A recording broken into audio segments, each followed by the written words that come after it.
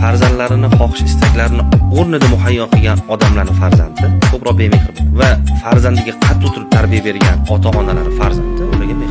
Nimaga desa, farzandini xohlaganini beryapsiz, o'zingizdan uzoqlashtiryapsiz. Talablar qondiriladi, bo'ldi, sizdan uzoqlashadi. Agar siz uni talabini qondirmasangiz, muloqot ko'p bo'ladi. Siz bilan aloqasi ko'proq bo'ladi. Sizni rozi qilishga, sizni ko'nglingizga qarashga, shu nima qilsa ham shu xohishini qondirish orqasida siz bilan ko'p muloqotga kirishga harakat qiladi. Qarab sizga mehr paydo bo'ladi.